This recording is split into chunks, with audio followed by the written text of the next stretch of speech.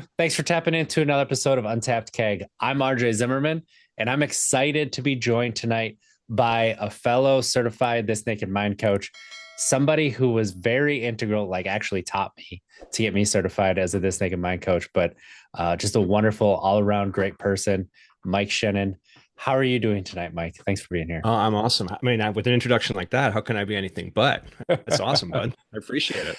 Absolutely. It's people don't a lot of people don't know this, but the unicorn doesn't exist without Coach Mike here. So it happened Woo on your call. Express. Yep, it rides. Absolutely. It's so much fun. But for people who might be just being introduced to you, I don't know why I used that word twice. That was an odd sentence, but everything stays. Could you give us a little bit of a background on yourself, Mike? Sure, absolutely. Well, like you mentioned, I'm now a certified This Naked Mind coach, senior coach. I was actually part of the very first class that was certified in 2019. So I've been doing this a while now. I feel like an OG in this space. But obviously my journey around alcohol started. I mean, there's a preamble to that part of my life, and that started like a lot of people, like a lot of like a lot of people when I was in high school. I got into the social aspect of it. People would get together and sneak beers under the bleachers or whatever it was, and just kind of going to parties. Before I turned, I live in Canada. I live just north of Toronto, up in Canada here, and that's up with drinking age is 19. So we were 15, 16, 17. We were getting close to that, and we were looking up at our adult mentors, and in my case, my parents, who were both drinkers, and they came from Scotland. They both, my mom liked her wine, my dad liked his whiskey, and from my early and his beer, and from my earliest recollections, they would be, they'd have a party, and it would be a cigarette in one hand and a drink in the other, and it was just what they did. And so I equated that to that's what mommies and daddies do from my earliest recollection. And so as I grew up, I just couldn't wait to hit that magical age. And my parents, being from the UK, they allowed me to drink at home when I was 18, right? Because that's in their mind. That was sort of their drinking age. And I had a kind of an ill-fated trip to the UK like right around my birthday, where I flew over and was drinking on the plane, because on the way over we were in UK airspace and I was able to drink because I was 18. On the way back, I was shut down because on the way back it was 19. And it was one of those funny vacations for me. But that's kind of the experience that I had leading up to kind of the legal aspect of, when I turned 19 here, and when I obviously 21 in the US. When you turn that age, there's a different level of it because it's no longer forbidden, right? It's something Mm-hmm. that it's like a rite of passage. It's like learning to drive when you're 16, or be able to vote when you're a certain age, or, getting it's just one of those adult rites of passage. And so sure enough, when I turned 19, was actually the summer before I went off to university. Because back then, high school was 5 years here where I was, and I was 19 in July, went off to university in September, and I was legal. Like I had all all the rights and privileges of a as I used to say, a grown-ass adult walking into the first year of residence in university. So I could go to the bars, I could go to the clubs, I could go to the liquor store, I could go to restaurants and order drinks. It was wide open, and that was my first time away from home too, right? So I kind of, experienced all of the joys and the downsides, obviously, that came with that of, living on my own. And, financially, it was a drain, and I was paying off one credit card with another and finding beer money wherever I could. Um, but that was my introduction to sort of largely the social aspect of it. Obviously, Mm-hmm. going to parties, being, part of an environment around that. And that went on for a couple of years. And then I realized I should probably get a degree. So I stopped drinking a little bit and sort of focused more on the reason why I was at university. Got my degree, met my wife in my last year of university, and then started a family after like 5 years or so after that. And in that transitional period, we didn't have any money. I mean, we were starting out like a lot of young couples. I mean, we were living paycheck to paycheck, if not going into debt each paycheck, right? Because we were overstretched on our housing and, food, and, my wife had a student debt, and there were all of these things that were eating into that. So, as I tell people, drinking's not a cheap, it's a luxury, right? It's not, especially when you're Yes. first starting out, it's not something that you can, unless you prioritize it, right? It's a sidebar. It's something you can do sort of as an add-on once you've paid all your bills and things. And so for a lot of people when they're younger, that's kind of where we were. And so that's when I dove into being, a very present dad, because my dad was a doctor. He wasn't always home when I was a kid. So I told myself, I'm not going to be that guy. I'm going to be the one that goes out and, is a scout leader with them and takes them to soccer practice and baseball practice and hockey practice here in Canada, and, driving them all over Hell's Half Acre in snowstorms, right? To get them to games, and leaving work early and sacrificing my career in many ways, because I was leaving work at 3 o'clock on a Tuesday when other people were staying till 8 o'clock, and obviously for things like promotions and all of that opportunity, but that was a prioritization that I had made, and so I did that. And then fast forward again another 10 or 15 years to when they became mid teenagers, kind of the 14, 15-year-old. They weren't reliant anymore on me. They were usually, they'd find friends to drive around, or they wouldn't need me as much as they did when they were younger. And so, and I was 15 years into my career, further downrange into my career. So I had money and I had time, and bang, right? All of a sudden, I had more opportunity to sitting on the couch, and it used to just be a weekend thing. And now it became a occasional weeknight thing. And it just went, it just kind of grew. And I tell people I used to have guardrails. I used to tell myself, if I ever find myself pouring a rum and coke on a Wednesday night, I know I have a problem, right? Because I was a beer drinker, so I already Mm-hmm. had taken that leap to that stage of rum and cokes, and then on a weeknight, and I blew through that, man. I totally like that guardrail. Like I was off that cliff and careening down the side of the mountain very quickly in my mind around that one, because it just happened organically. And like for a lot of us, it just happens through tolerance. It just kind of, happenstance. And there's a period in there where it becomes something I did to something I needed or something I used. And I don't, I can't think of the day. I can't think of exactly when that was, but there was that transition point. And before I knew it, I was drinking 3, 4, 5 nights a week, 6 nights a week, 7 nights a week. And the type of alcohol went from beer to wine to hard alcohol, right? And the mixes got stronger and stronger, and all, just the tolerance just kept going up. And so fast forward to about 2015. So my kids are now 15 and 17, and I'm basically dealing with my mom, who's just been diagnosed with terminal cancer. She had about 9 months, and I'm the oldest of three kids. I didn't deal with that at all well, and so that for me was an accelerator. I call it something like that's where you kind of you're going along and you're kind of walking on the edge, and then boom, life gets lifey, as we say in the coaching business, right? It kind of really Mm-hmm. hits you like a sledgehammer across the side of the head, and that's when my drinking really escalated, right? After and through that whole process of my mom being sick and passing away in 2016. And then there was another escalation about 9 months later where where I was at my job downsized to be basically a corporate clean out of sort of level employees.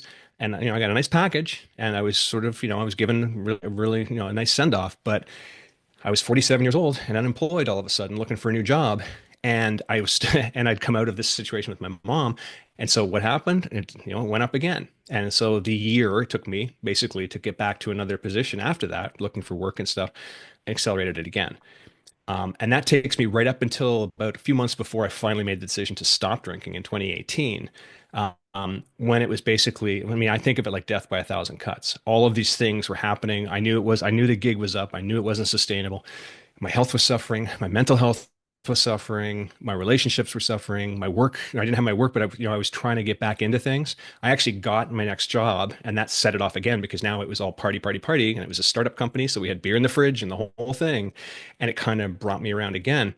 But yeah, and then so in 2018, I kind of made the decision to stop drinking and taking a break originally. And that break just extended out about 6 months. And it was around that time where I picked up this book, like a lot of us, or saw a Facebook post for this company called This Naked Mind, and this lovely looking lady smiling back at me, and I basically you know um, read the book in a weekend, and it was like a playlist for me. It was like a checklist or a playbook, right? Everything I was experiencing, that I had sort of been willpowering my way through for 6 months, all of a sudden made sense. And I could look at it through a more, I want to say a gentler way, but a more compassionate way, self-compassionate, right? A little more exploratory, asking questions. I was a scientist by trade. So, being a research scientist, it was right into my alley of this sort of the analytical, logical way of thinking of things. And from that, yeah, I just decided that, once I had this gift and I'd figured it out, and very quickly it was like, whoa, this is like kind of the keys to the Magic Kingdom. I then decided I wanted to pay it forward. And that's where several months later, I got to a place where, the opportunity came out to become a coach with This Naked Mind, and I did that. I should mention that in the interim time between, me stopping drinking and, me reading This Naked Mind and becoming a coach, my dad passed away suddenly. So I went through that as well and was able to navigate that. And it was a sudden, it was a car accident, it was a coronary event. I was able to navigate that without going back to drinking again, which was my Mhm. natural. My first thought was, parent dies, drink. That's your if A then B, right? You kind of do that, but I didn't, and I realized the power in what I was doing, and it just reinforced it. And I've had so many examples of that over the last, now 7 years that have just reinforced it more and more and more. And every time you become more, more confident, right, in your ability to deal with life. And so yeah, so that's where I am today. Is sort of, here in January, as we're recording this, it's early January 2025. And I almost feel like, from a mindset point of view that, I'm not going to say I'm bulletproof to life, but it almost feels that way. Like a lot of the things that I've dealt with and self-coached myself around and, drawn energy and power from. I'm sure we're going to talk about energy and power as we move forward here. But a lot of the things that I have observed and a lot of the things that I've been able to sort of bring on board have really set me up in a place where, I feel really empowered, and I love just translating that and transforming that and passing it out to other people. And that includes, my two sons now who are 26 and 24. So from almost in homage to my dad, who, wasn't able to do that for me, I can now transfer it to the next generation. And again, I know we're probably going to dive into that a little bit today, but so that's kind of where we are now. And what a story that a lot of people can relate to. And it starts at a level with anybody. And then all of a sudden you're looking and you're like, well, this isn't where I wanted to get to. How did this end up happening? And then what do you do? And Yeah. there's a lot in there too that, I definitely would like to talk about when it comes to men. And that's identifying ourselves with the external and not just external materialistic things, Yeah. but with what we do, what we're doing. And that is something that I have found has been it is a blessing sometimes, but it's a curse too. That all of a sudden that's taken away. Okay, now who are you? And it's like I Yeah. I don't know. And so how you navigate that is so treacherous. Yeah, it becomes part of our identity, obviously. I mean, as we Yeah. grow up, and I mentioned like my first recollection of my dad is standing at a party with his doctor friends in our house, and he's got a drink in his hand, and so I associate my dad with a glass of whiskey, right? And Mm-hmm. it's just that's what dads do. Or back here in Canada, we had like the stubby beers, kind of like a red stripe from the Jamaican beer. That's what Yeah. we had back then. I remember my dad sitting out. That would be his sitting in the backyard with a stubby, and it was just that was dad. That was what's what dads do, right? And so with that as a model early on.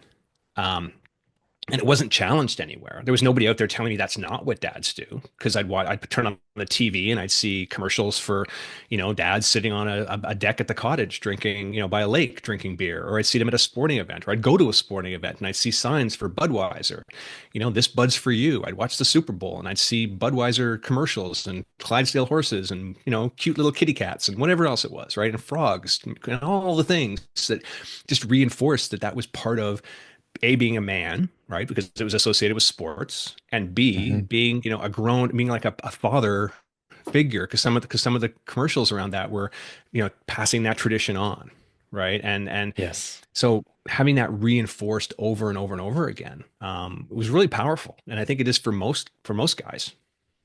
Mm-hmm. Absolutely. And another thing that you mentioned that I think is really true too is, let's say, your dad is what he does for work and how much he puts into that, right? That becomes an identifier. And so all of a sudden you lose that. You lose that line of work. Like, this is who I am. What do you do with that? And that can be something that leads you to a path of being listless, not Yeah. knowing, just drifting with wherever the waters take you. Yeah. And I think there's also there's the aspect too of, from a materialistic point of view. I mean, Hmm. most, I mean, people in general, but I think men as predominantly are taught to get the job, right? You're going to be the bread. I Yes. mean, traditionally, kind of the word The cleaver, provider. back in the believe, that you're going to be the provider. You're going to be the one that goes out and works the job. And, traditional, the woman would stay home. And I know that's not the case anymore, but that's still, my parents were war children. And I came out of both born in the 40s. So, they still had that, and they had the mentality of, saving things and all these things that came from just where they grew up and who they were and what was passed down to them. And so I think, a lot of us were, I remember vividly my brother-in-law had a poster in his bedroom. And I said, when my wife and I first started dating, I'd crash in his room sometimes and things. And he had a poster on his wall, and it was one of those ones, and it said, justification for higher education. And it was a 3-car garage with a pool and like the Maserati or the Lamborghini on the driveway and the helipad and, and all of the, and it was just this beautiful on a mountain and just everything. And it was the materialistic goals. Right. And so Hmm. I think a lot of people push themselves with that vision that, and I know I did, I got to get the corner office. I got to get the CEO tag. I got to be I have to just keep pushing, pushing, pushing.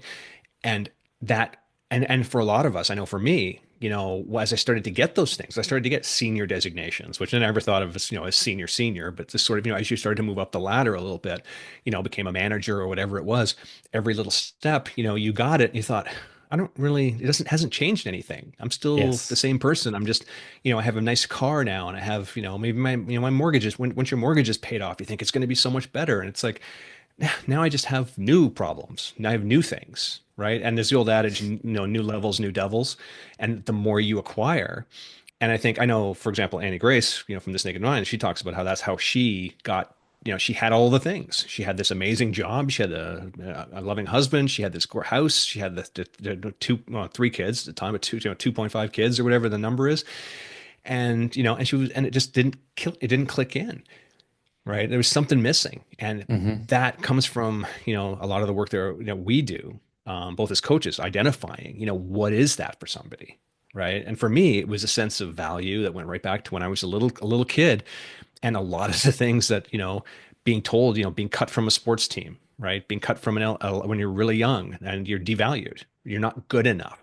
Yeah. Right. It just may be that you just happen to live in a place where there's a really athletic team of players, right? And I know where we did, like both of my sons played what we call rep hockey up here in Canada, and and they travel hockey or whatever you want to call it, and they'd try out for a team and they'd either make it or they wouldn't.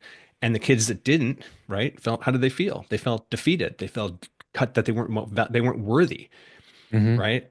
But sometimes, like one of my son's years just had a really good batch of kids, and they could only take a certain number of them, and you either were it was lucky or it wasn't. But personally, on a personal level, that's going to be a tough pill to swallow, right? And again, you bring in all of the male aspects of this and sort of the, you have to be big and tough and strong and, you know, all of the things and, bring in the sex aspect. You got to be attractive to the opposite sex. So if you don't have the things and you're not the Adonis on the hill, right? All of that comes into this. And at the end of the day, I mean, I know a lot of really attractive, healthy, fit as hell, executive types that I have coached because they're missing something, right? And it's not the materialistic aspect of it. It's something a little deeper that, again, somebody maybe told them that they weren't good enough and they took on the "I'll show you" mentality, right? Yes, absolutely. And I mean, what we're really talking about that I just wrote down is all of this we're taught as men. And this, I think that absolutely this is across cultures is you're not worthy until you prove it. Like Yeah, we are taught that from a very young age. You are not worthy until you prove it. So go out and prove your worth. Show yeah, us. Prove how worthy you are. yeah, And when you take that and you internalize it, and that is an identifier that's inside you that you don't know, yeah. that is toxic as hell. And as somebody who has been there, who still is there, who from time to time, like that is a core belief that I have to prove my worth. Mhm. It is very uncomfortable when I'm in a moment where I'm recognizing that that's what I'm doing. Yeah. and it takes everything inside of me to pull it back. But I had the job, I had the wife, the house, the kids, and all, driving to work. And it's like, there has to be more than this. Like, I got a foreman job. Well, okay, but now what? Right? Like, Yeah. it didn't do anything. I thought it would prove that I'm worthy now. I thought I'd get this and now I'm worthy. But I never felt worthy because I always had to prove it, always striving for something. Well, what's that next thing? Right. And that's the new levels, new devils cons idea, right? The more you Absolutely. get, Yes. you get to this point, you get a case of what I call the now what's, Yep. right? You achieve something and it's like, okay, and you think, and of course you're always, it's like it, and it's like chasing the horizon, that idea. Mm-hmm. You think you're gonna, you think you're there, and then you're there and it's like, okay, well, I'm not happy yet, so there must be something else. But then you start to feel like, well, maybe, oh man, maybe there isn't something, and it can bring, and that's why there's anxiety, depression, all of these things that, and that's why there's a lot of guys, particularly, and we're talking here about men, but also women, obviously, who are successful business people who get to a certain stage, or of their careers, and they have all of these things, and there's an emptiness there. There's a feeling of, well, what do I need? Right. And then you start to think about all of the things that you've given up or maybe made decisions to bypass on the route because you thought you had to get to this thing, right? And maybe Mm-hmm. you had opportunities along the way to maybe do other things, and and then the regret and the resentment and all of these big things start popping up in your background. It's a heavy load to bear when you get to a certain point, and you look back and you're like, is this all there is? And I think for me that was part of it. I got to a stage where, again, I had two healthy, young, good, athletic sons who were doing very well academically, and my wife was, she was doing well. She just recently retired as a principal of school, of elementary schools. I was, from the outside looking in, everything was looking, and I had a good job, right? And I was getting promoted, and I was doing all the things, and I was one of the people that could hide it pretty well. So I was, Mm-hmm. I was functioning, high functioning, as they say. Um, but I was, there were days where I could barely get off the couch, and days where I could barely get out of bed in the morning because it was just so heavy. And it was those types of thoughts and those types of feelings and I didn't know where to go with it. And that's why, for me, I realized that when I started to mine the emotional aspect of this is where Annie and This Naked Mind really, really took me to another level around this, was the ability to realize that it's okay to feel emotions, like to validate those emotions. Because for years and years, I was told boys don't cry, right? I was Yeah. told suck it up, buttercup, right? I was told, get off, get back in there, don't, you just got your bell rung, get back in there, right? Those sorts of things that just, made me feel like it was wrong to feel like weakness. And it was weak. It made me feel Yes. weak, right? Yep. And what I've learned since is that there's a hell of a lot of strength in acknowledging the weakness and asking for help. And of course, no, you can't ask for help. You got to do it yourself. You got to figure it out, right? Nobody's going to come help you. Nobody's going to come help you, buddy. You got to do it yourself, right? All of these things, these just pervade in our society around men, particularly, but even as I mentioned, this is not unique to men, but I mean, obviously we can relate to it, but Mm-hmm. there's women that probably are brought up in similar situations because of the roles that they're expected to play, opposed to what they're capable of playing and what they're actually playing, and they're actually, they're actually nailing it, but Mm-hmm. because of the perception and because of what the expectation is, right? Maybe it's a dollar value. You don't make enough money. Maybe you're not thin enough. You don't have enough muscles. You don't have whatever the barometer is, or whatever the parameter is that you're cheering it against or comparing against. It's a tough sell sometimes. And it's in that, like, I know, because exactly the same thing, right? Like, can't feel emotion, can't show weakness. The only thing you can show is anger, right? And like, Mhm. some of that's from sports, but some of it's just like that's the only emotion that's acceptable. I mean, men and women, it's anger, Right. and especially men. And so you start to feel these emotions. It makes you feel weak because you're not supposed to be feeling them. And Yeah. so what do you do with them? And then, because you haven't been able to feel for so long, as soon as you start to feel anything, you lash out because you don't understand. Right. And if I don't understand, what am I going to do? I don't know anything. I'm just going to either Yeah. all of it or none of it, and you're going to retreat and go in and isolate and just be by yourself. And that's a lonely place to be. So It is. Yeah. recognizing that you can feel, but also what it is so powerful that, oh, this is human. Yeah. This Yeah. is human and I get to Yeah. feel it. And this is what it is. Yeah, and that's the word. I mean, a lot of us, we go through work. I mean, I was taught that, when you to be successful, you basically have to push all the icky stuff down, right? And obviously, we were all called derogatory, and then the kids that cried that when something happened, there were terms of derogatory, and it was and all the bullies would pick on them, and it was all of there was Yeah. that hierarchy that naturally set up itself. And I was bullied in elementary school and junior high school, and I felt weak and inferior and all of the stuff around that. But looking back on it, right, obviously I have a totally different lens now, being a 55-year-old man who's come through what I have experienced in life to get to where I am now. But all of it is feeding into that engine of inadequacy, and you're not enough. And that's one of the core beliefs. I mean, we talk about a lot of the beliefs when we're talking specifically around alcohol. We talk a lot around things like we have beliefs around substance society and our core self beliefs. And substance ones, alcohol tastes good, or societal ones, or alcohol relaxes me, is another one. Societal ones, party's not a party without alcohol. But it's these core self beliefs, which basically to me usually start with I'm not blank enough. And a lot of that for guys, they're not even allowed to think those thoughts when they're little, Mm-hmm. right? Because it's a case of no, of course not. You're not, right? You'd say, oh, maybe I'm just not good enough at this sport. It's like, no, you'll get good enough. You'll figure it out. You have to be good enough at it, right? Because there's a status associated with it, and there's an identity Mm-hmm. associated with it. And you're weak and inferior if you don't achieve that status. And again, that just pervades throughout our lives. And it gets to a point where it becomes paralyzing for a lot of guys. And it feeds into what we talked about earlier, where there's these incredibly successful men, incredibly successful people that, have achieved all of these things, but there's something missing. And it's never too late to get that. It's never too late to start to unwind that and dive into that.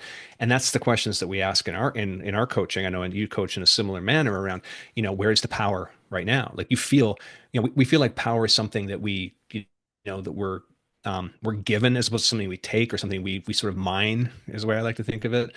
Right, Yes. looking for who has the power around me, and we usually just migrate towards power as opposed to take it back inside of us. And that's to me, right? When I mentioned earlier about kind of walking around like you feel like you're wearing like a bulletproof vest, or being kind of having like a cheat code for Mm-hmm. getting through life and its challenges, right? When you can feel the feels and not be afraid of them and acknowledge them, kind of shake their hand, give them a hug if necessary, and say, dude, this is what this is supposed to be like, and you can handle this, right? You've got a good, you build up that tolerance for the threshold for, your discomfort.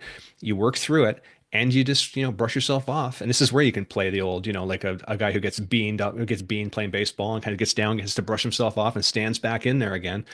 Well, let's get back to work. Roll your sleeves up, right? You can use the tough love a little bit around that too, but it starts with the acknowledgement that it's okay. First, I mean, you've heard this saying, it's okay to not be okay, right? It's okay to ask for help. And I think there's so many ads out there now, aimed at men, that say, it's okay to ask for help, guys. It's okay. You don't have to go do this alone. And again, that was me, feeling like I was alone, and I was, letting my family down. I was letting my Mm-hmm. wife down. I was letting my work down. I was letting everybody in the world down, right? And again, it comes down to, was I? No, of course not. But my perception sure as hell told me I was. And that perception was, Absolutely. was built upon these early thoughts and this early belief system, which, I call our early BS, right? Mm-hmm. Our belief system that we build up that, isn't necessarily true. It doesn't have to be, right? And that's one of those Yeah. things, your past doesn't have to define you unless you let it, right? And Yeah. that's where you have your power. Like, well, what really does define me? What I do right now, Yeah. in this moment, Yeah. tomorrow, how I show up. But recognizing that, that it's okay to not be okay and what that really means, and reaching out for that help. It's difficult. And one of the most difficult things that I've experienced is when you start to reach out for help and that help isn't given. That's not a sign that you are not worth helping and nobody's going to be there. That's a sign that you are not surrounded by the right people. Right. And Yeah. that's a difficult one to experience, especially if you're not one who reaches out. And but like, that's something that I want people to hear. If you've reached out and you have that help hasn't been given, those are not your people. And Right. just recognize that. That doesn't mean you can't reach out for help.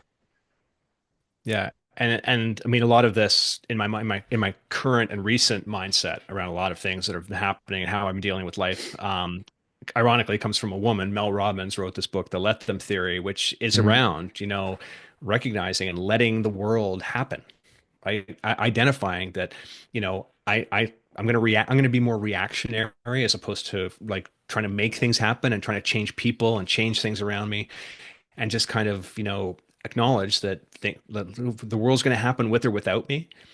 And there's an old episode of The Big Bang Theory, which I absolutely love, where they talk about how the Indiana Jones the first movie, the Indiana Jones movie, would have happened exactly the same if he wasn't even in the movie. He was so irrelevant to the plot, and they go through the whole story about that. It's a funny episode if you ever see it, but the concept being that the movie happens with or without him, and that's kind of the way I think of life. Like life is going to happen, with or without me. And so I can influence things in my little ripple effect sphere of influence, but I can't change the weather. I can't change, how people perceive me. I mean, I can present in a different way but they may not react to it the way that I want them to, right? And that's the let them side of it, right? Let them do their thing. Let them do all of the things. Let them show up. Let them say things. Let them do things. Let them act in a certain way.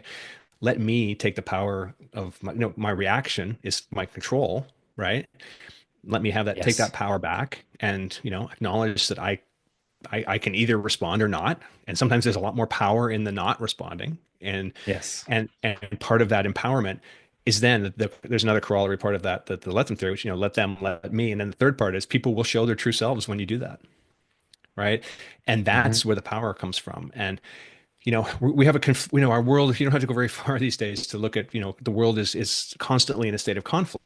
Like everybody is he said, she said, she said, he said, he said, she said, she said.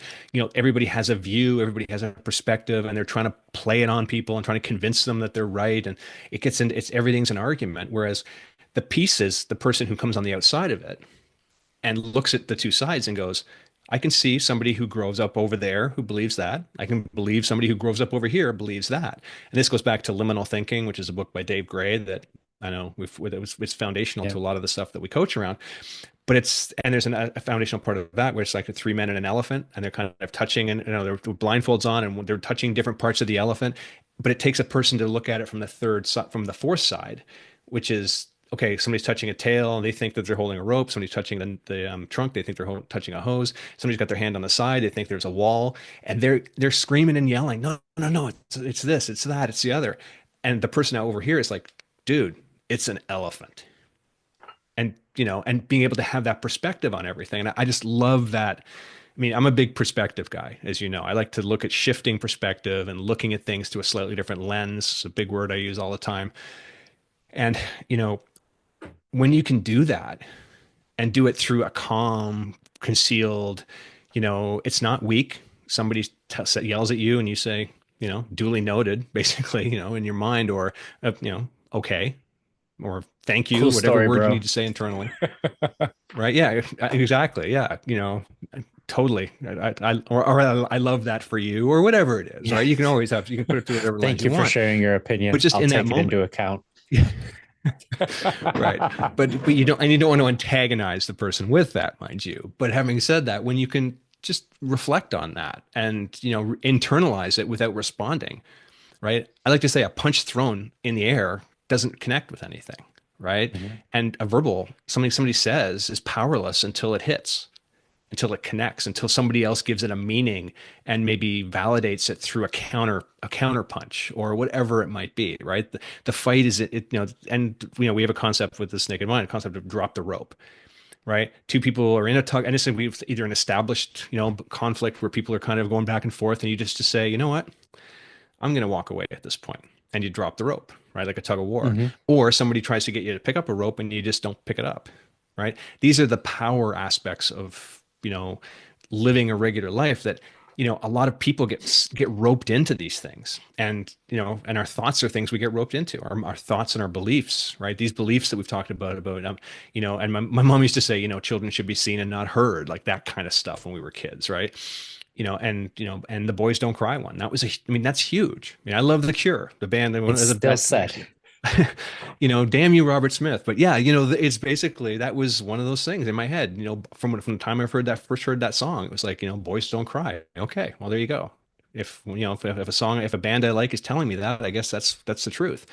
And so I then went for evidence to support that. And it built up this belief system, this BS that we talked about. And then again, now you come to this point where we are now, and they can be, as you say, toxic AF, right? Hmm. Because they're not serving us.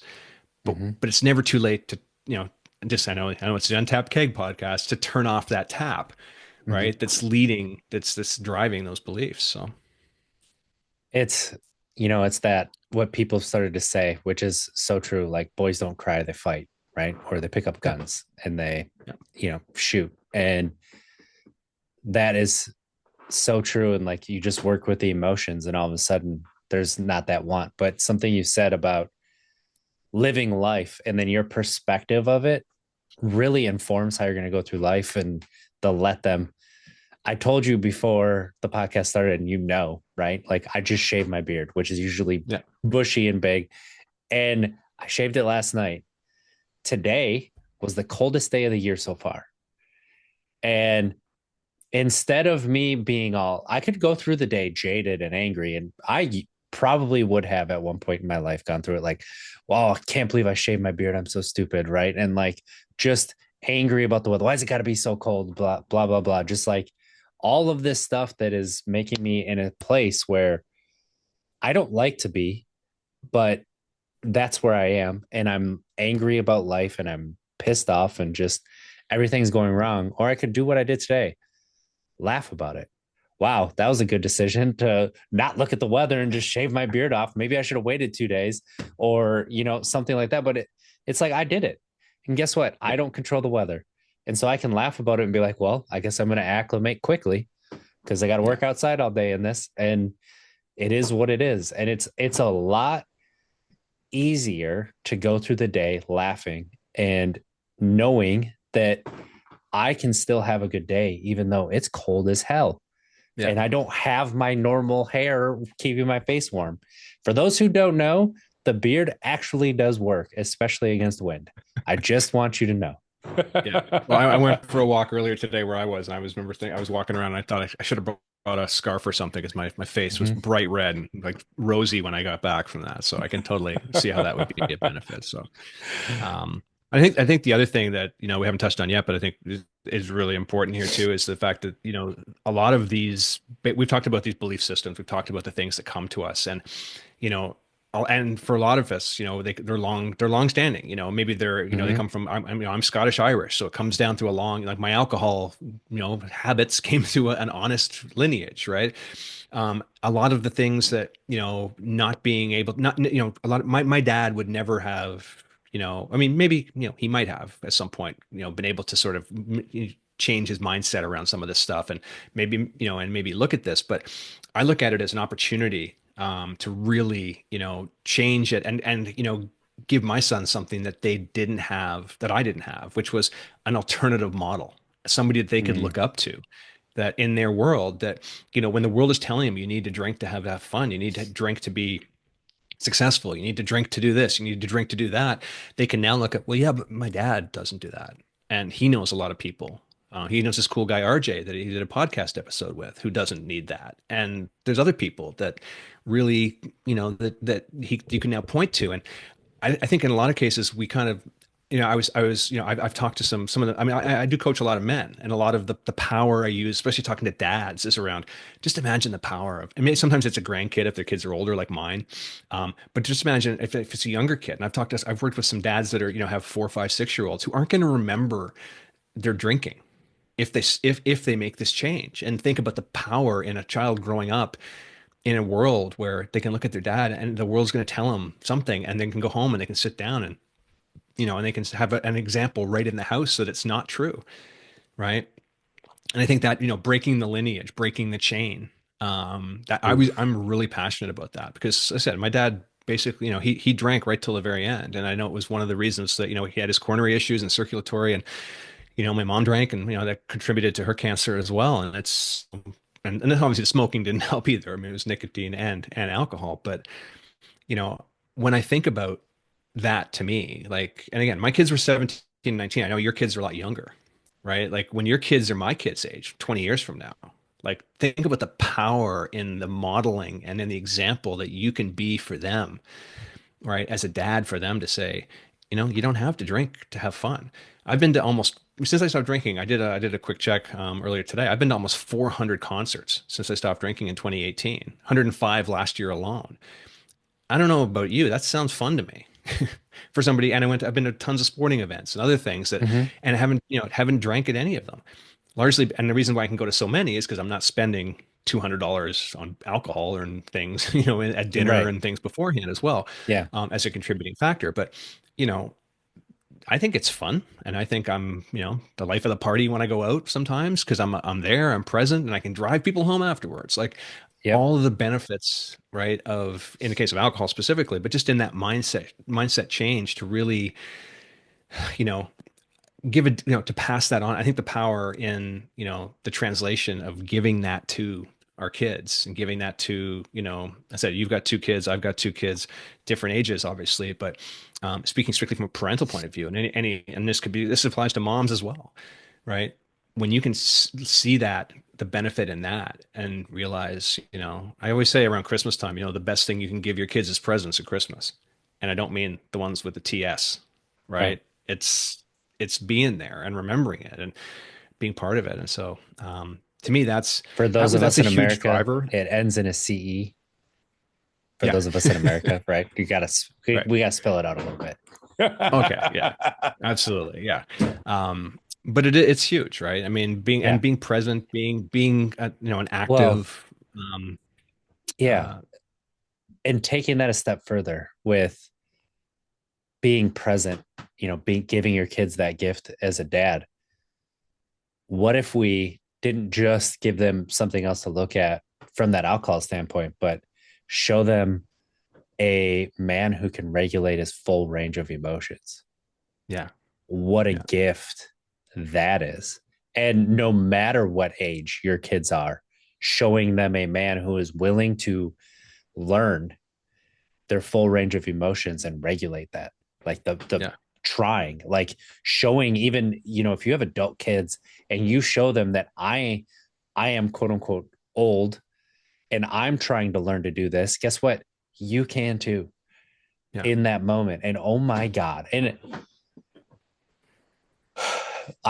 when I started this podcast, my oldest was 3. And I used to say, my 3-year-old can regulate his emotions better, or he has more emotional intelligence than his 35 Right. year old dad. And I was proud of that. Right. I was like, what, that is awesome. Like, I am so glad that he's learning that. And it's true. But then I Mhm. realized the other side of that. And I looked at the Yeah. other, and I was like, shit, I got to do something about this, Yeah. because that's not a good thing.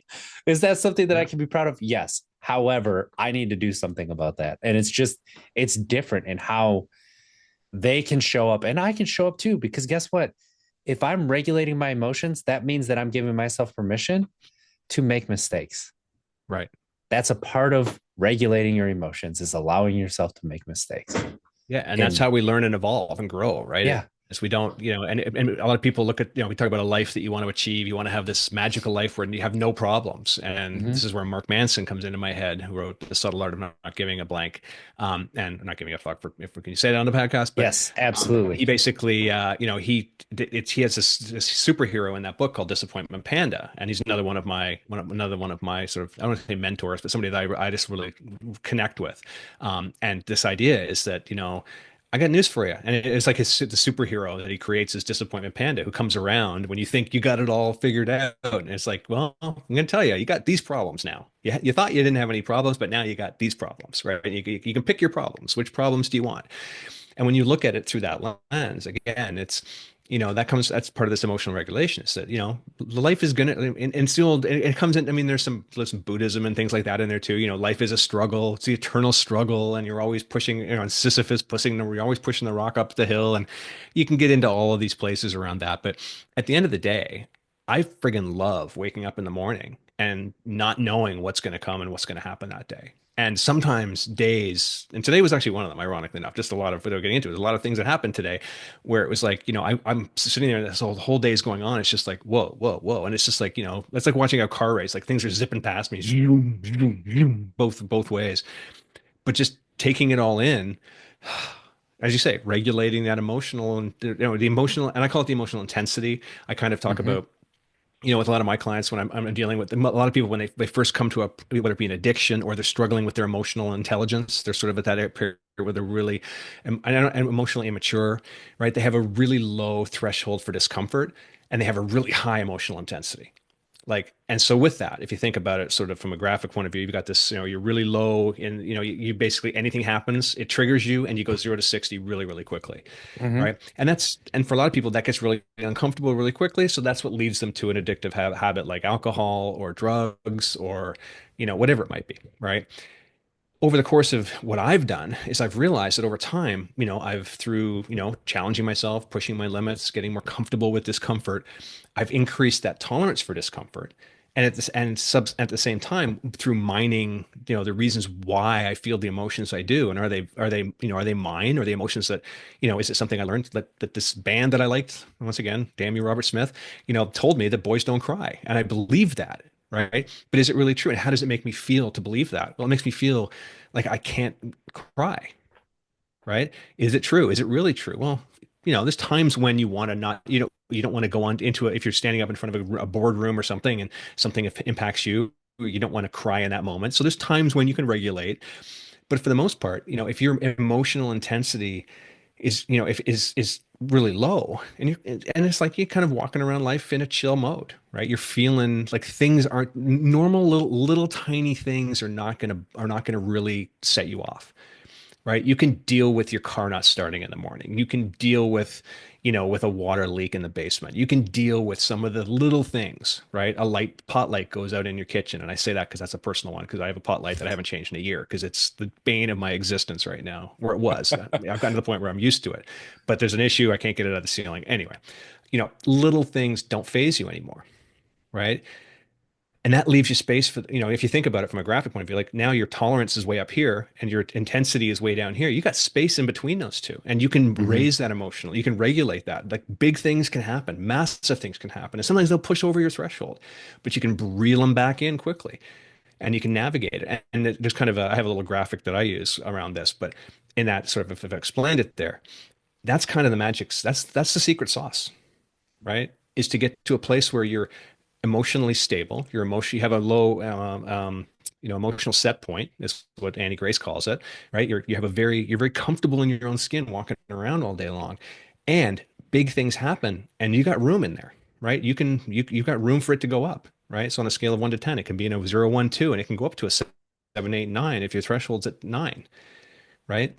And I think that emotional maturity and that emotional regulation is what a lot of, that comes from, recognizing the energy in a system and the power in a system and all of these really cool things that I've discovered that, how you could regulate that. And that comes from modulating those things in a lot of cases. But yeah, it's really cool when you can get to that place. And again, I'd never, I have people that if they did, if they haven't seen me in years, like even the last couple of years, this has become a real thing with me, particularly around relationships.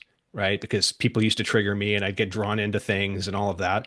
Whereas Mm. now, again, step back, let it happen, let it unfold. And if it means end of a relationship, a friendship, whatever, it does, right? But, Yes, we have a lot more power than we think. absolutely. And So, you get to recognize, okay, if that's what ended this, then maybe it wasn't the best thing in my life, right? yeah, And that doesn't mean it doesn't hurt, but at the same time, you get to navigate that in a way that is so much different than yeah. that self-destruction that maybe you're used to or has happened, or in a way that you even surprise yourself. Yeah. And it's better to know sooner than later, right? Mm, If that is the ultimate, yes. if that's where it's going to go. And I have a phrase that I say, if you're talking about relationships, and I am not a relationship coach at all. But I have this idea when people come to me and they go, my husband, for example, with the around alcohol, my husband still drinks and I don't. And it's really, it's kind of changed things in our relationship, the dynamic. I always say, walk it to the end of the pier, right? That concept of as a Mm-hmm. peer, and you're just going to walk. You're going to, and that's going to give you time and space to play the pros, play the cons. Is it a deal breaker? And basically, again, this goes back to Mel Robbins, and part of one of the things she talks about in her new book is, can you live with this person in the doing the thing that they're doing, whatever it is, smoking, drinking, sitting around not sitting around, maybe being out of shape, not doing the things, not getting up and jumping around, jumping at things when you say to do things. If you can get comfortable with that, that's the self-regulation part, right? That's the self-power, Mm-hmm. right? And you don't define them using that action or inaction, right?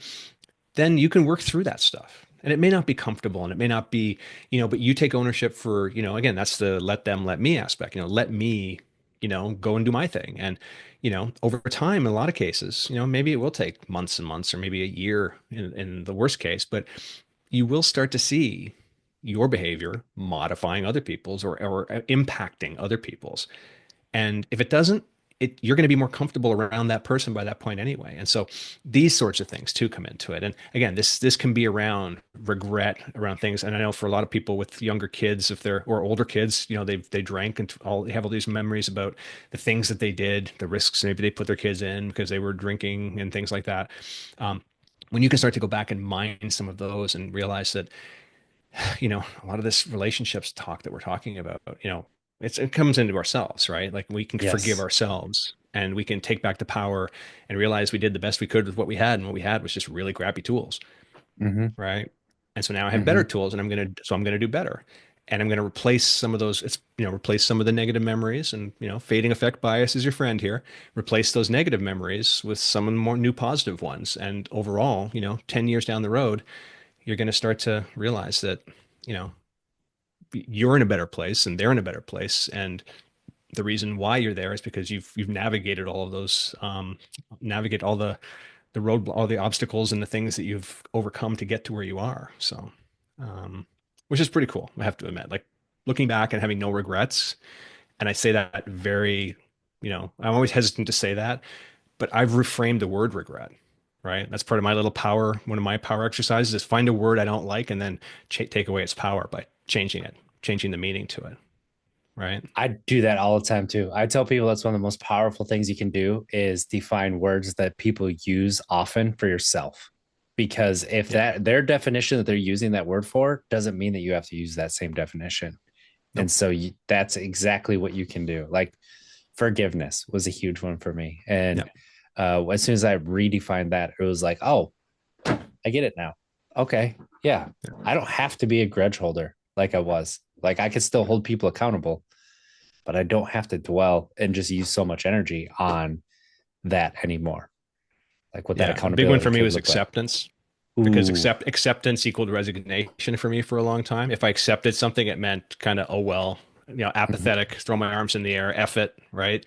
Mm-hmm. But acceptance is actually a power move. It's actually, when you can accept something and specifically accept where you are and what you have not, but what you have and what you're doing and where you are in your life. And then you realize, and you can come to a place of comfort around that, then the route that got you there becomes a lot more comfortable too. Mm. Right. Now, all of a sudden, Yes. And there's a great movie that I always refer to called, or I shouldn't call it a great movie. I don't even know if it's a great movie. It's one of those movies that I saw way back called Sliding Doors with Gwyneth Paltrow. And it's one where she either gets on a subway or doesn't get on a subway, and the story goes off in two different story arcs. We have sliding doors moments, hundreds of them every day, Yep. right? When we go through a stop sign, we do a rolling stop versus a full stop. Something as small as that on a daily basis can alter, the butterfly effect, the whole thing, can alter the energy, can alter the Hmm. universe because energy is flowing around us, right? We can change it, right? Saying hello to somebody, right? When somebody's having a bad day can change their day, right? Somebody's walking around feeling really, really depressed and a stranger says hello and smiles at them. All of a sudden, you know what? Maybe life's not so bad. Little things like that, and it's all additive. And so each of those little things, and what we tend to do, and I know you're probably the same way as I am, RJ, is we tend to go back and cherry pick the bad stuff. Oh, We cherry pick the yes. decision we made that was crappy, that turned us into, Hmm. that made us send us down and send us off on an avenue that didn't benefit us. But that is, as I said, that's a learning experience. There's something that can come from that. And when you add all of those little tiny decisions up, those micro decisions, it brings us to where we are right now. And so Hmm. if I get comfortable with where I am now, I don't have any regrets. I have situations, I have decisions, and I've made them all, right? They've been my decisions to do the things. And sometimes it's subconscious, sometimes it's conscious, depending on how deeply ingrained in whether I'm aware of it or not. But again, that almost gives me like chills when it comes to the power that we have. And again, we've been talking power and energy quite a bit here, and that's to me that's the ultimate source of it is recognizing that yeah, I don't like where I am. I'm going to do something different, And right? yes, part of like the acceptance for me too, and staying with this for a second, is that self honesty you have of where you are in order to accept it. And if Mm, you're looking at where you are, but you're viewing it through the lens of where you wish you were, right. that's a recipe for getting stuck and dragged down and Yeah. just bogged down and not do anything. And so Yeah. part of that accepting is being honest about, you know, 4 months ago, I could run 2 miles in, 11 minutes. Well, I haven't run in 4 months. I'm not going to be able to run 2 miles in 11 minutes. Right. And this isn't me personally. I don't run for fun. I've never been able to do 2 miles in 11 minutes. I'm just saying, like, for people who might be out there able to do that. But there are things like that. Like maybe, years ago, you stopped drinking for a year and Hmm. now you can't stop for that long. Why can't Right. you? What's wrong with you? Right. You're comparing yourself to that. That's not where you are right now. Let's not Yeah. focus on that. Like, Yeah. let's focus on where I am right now. What's the thing that I can do that would get me towards that if that's what my goal is? Yeah. And And so I love discerning that, yeah. yeah, and again, that's another aspect that I absolutely love is, clocks. I said that there's the one constant in life is that clocks keep ticking, right? Mm-hmm. And so you don't like, and it's the whole thing. You don't like where you are now. Wait 10 seconds, and technically you're not where you were, right? You're in a new place now, and it may feel the same, but you can, if you play it through that lens. So and sometimes I actually use this to my advantage around, what would no, that's the tomorrow Mike thing. And I'll often say that, right? Is this Mm-hmm. something that today Mike needs to work on, or is it something that tomorrow Mike can handle, right? And so when you're prioritizing and deciding the situations that you have, and you can play it through the jar of life mentality, you have there's the university professor has like the little jar and he puts in the big rocks and the smaller rocks, the pebbles, and then the sand, and you have to leave room. You have to put the big stuff in first and focus on that before you if you do it in Yeah. reverse, you're not going to be able to get the big stuff in and you're going to be worn out with all the little stuff. When you start to use that as a prioritizer and look ahead and say, yeah, you know what, this is something that I really want to do today, but that's something that tomorrow Mike can deal with, or next week Mike, or I'm, you know what, this is kind of feeling heavy. I'm going to leave that for March Mike. I'm going to wait and I'm just going to put it out there. I'm going to put it in my Google Calendar at the topic of the day because guess what? March Mike's not going to be the same as you, right? March Mike and January Mike are two different mics in my case, right? And that March Mike may be much better prepared to deal with this situation, or some cases the situation self rectifies, right? And so when you start to look at it through, that as well, like that's, you know, these are little coaching tools and coaching tricks that you can kind of just, and it's all mind work, right? But everything is mind work, right? Because our Mm-hmm. thoughts, what are thoughts, right? Thoughts as they're just words in our head. Well, what are words? Words are just strings of letters. Well, what are letters? Letters are just, 26, if you're, talking about our alphabet, 26 little pen scratches on a piece of paper or on a computer screen, right? Individually, they have no power. They're just what they are. They're recognizable shapes. But when we put the letters together and make words, those words can be really powerful, right? Especially when they're names, right? When we think of the names of the Yes, people around us that are really powerful. And then we absolutely. string them together, into sentences. And then those sentences become thoughts in our head that come back and over again to the point that they manifest into the form of beliefs. And we make them mean something and we add the emotional aspect to it. Whew, all of a sudden, those little letters get power in a hurry, right? But that's all done in here. That's all done in our heads. Right. And that's Yes. the part of this. So again, that's the empowerment side of this is that, yeah, we have the power to make even, I think, and I always say, write down the 5 names of the people that you think, that you think of like negatively, like 5, we all have names in our head, people that, that we see that name and it can be first name, last name, could be your mother-in-law. I always Hmm. throw mother-in-laws under the bus like everybody else, but and I love my mother-in-law, so that's not me, but, put down a name and then do this little exercise, right? And just take the name, write it on a piece of paper, close your eyes. How does it feel? Usually pretty icky, right? Now turn the page and just use the first letter. How does it feel? Actually, it's just a letter now. It's not, Hmm. and then turn it again, decapitalize the first letter. Well, now it's really losing power, right? And then again, and it's, so we've built it up into this thing. And then it's been, piled on by society and social media, particularly, and everything else that's influencing us. But um, yeah, it's when you can really start to recognize these things. Again, coming back to, this mindset, this is the mindset maintenance, the emotional regulation. It literally lets the air out of the, and I always think of the woo woo express when I'm doing this. It's like letting the air out of the inflatable elephant in the room, right? Yeah, absolutely. So, The elephant that we blew up. I we can keep going, Mike, and there's definitely going to be another episode on this. But for those who would like to keep up with you, who would like to learn from you, and just soak in the knowledge that you have, what's the best way for people to be able to do that? sure. Yeah. I mean, I have, if you go, basically my website's www.trailblazerlifecoaching.com. And Mike at trailblazerlifecoaching.com is my email. At trailblazerlifecoaching.com. You can detect a theme here. Is my Instagram, Facebook as well. Whatever. I mean, I'm, as I always tell people, Google me. I'm not that hard to find. Also, I warn you, if you just Google my name, Mike Shennan, you will find my YouTube channel, which is mostly concerts that I go to. I mentioned I go to a lot of live music events. That's my other love. Coaching is one. Live music is my other. So if you're a live music fan, maybe you'll find something over there you like too. But Hmm. yeah, absolutely. If any of the, if I said, my door is always open. So, and as you know, I like to talk. So. And we appreciate that. They've had enough of listening to me. It's nice to grab some wisdom from somebody else, um, some wisdom that can be used. So I appreciate you being here. Appreciate just this conversation, and everybody out there. Thank you for listening to this episode. Share it with somebody you know would benefit from it. Leave a review, and let's try to be better tomorrow than we were today. Because if we don't make it, we tried. Have a great week, everybody. I love you.